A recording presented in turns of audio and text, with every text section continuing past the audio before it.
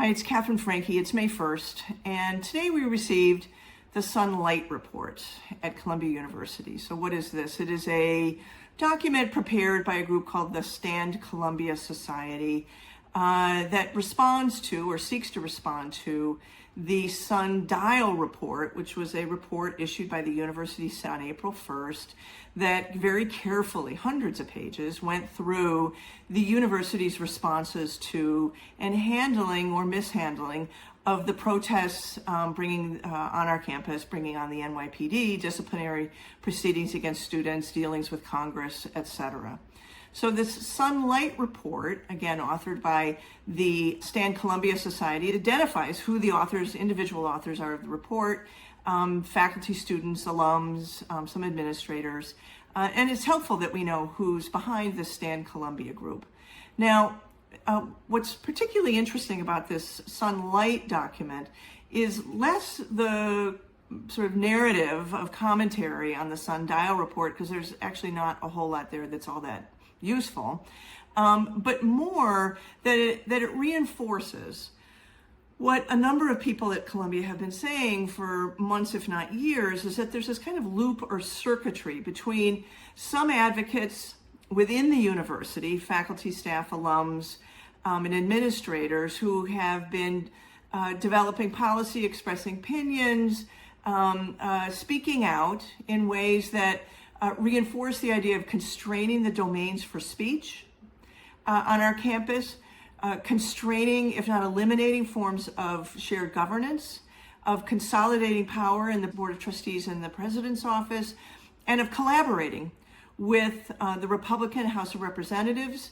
before Trump was elected and now the Trump administration itself. And the claim is that there's this kind of circuitry of ideas developed, policy developed, and actually written internally, looping out through the university to the House and then to the White House, and then back to the university as policy that we develop. You think about the ransom note that the government issued against Columbia, saying we'll begin to negotiate, or think about beginning to negotiate, the return of your $400 million in research funds if you do all these things.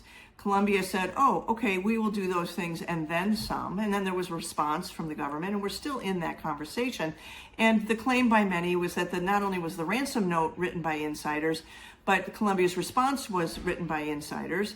And then the Trump administration's response to our response was also written by this group, and that they are in close contact with policymakers in DC. And I think it's fair to say that this Sunlight Report validates that, because the claims that are in this document now attached to particular people reflect all of that, all of those ideas, but that are both domestic at Columbia and then external in the Trump administration. Now, why is this interesting? Why is this a problem?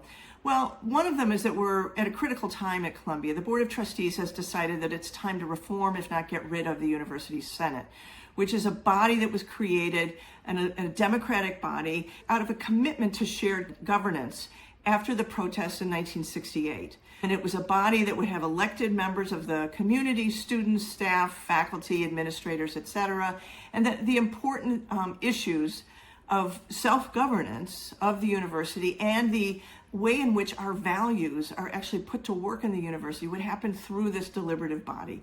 And it is the trustees' view, some of them, we should get rid of this body and let the trustees, and both on the board itself, but in the president's office, who is also staffed by a member of the Board of Trustees now, that they should be making all the decisions. And so there was a town hall last week at Columbia that the Senate called to talk about these issues of shared governance. 2 members of the Board of Trustees came to listen and to answer questions. And of course, there were some of the members of this Stand Columbia group that were in the audience. And they were all texting with each other on a WhatsApp group. And we got screenshots of those texts on WhatsApp among the group, that most of whom are signatories to this Stand Columbia Sunlight Report. So they were texting with each other. This town hall is a disaster. Oh, I'm so surprised. Provide more color. The trustees that are attending are getting whipped. Every other word is Palestinian. It's just awful. And know who's saying it? Students and Frankie, who I thought shouldn't have an ID. And then, this is a disaster. I have to have a drink and watch Fox News. And then lastly, Barnard students are the worst. So this kind of deliberation, if you will, or conversation that was going on during the town hall among the members of the Stand Columbia Society reflects basically what we see in this Sunlight report. Mischaracterizations, name-calling, kind of ugly attributions toward people that the group disagrees with. That's certainly what the texts were doing, and I think it's what the Sunlight report is doing. But also part of a larger agenda of undermining the Senate, if not abolishing it. Now, it's important to note that the person who's doing these texts at the town hall, whose screenshots were taken, is Senator Howard Warman, who's a professor up in the medical school, who is running for re-election and has been a vocal critic of the Senate and a leader among the faculty, this group of faculty, for the kinds of reforms that are being urged by the Trump administration and now taken up rather willingly by the administration itself.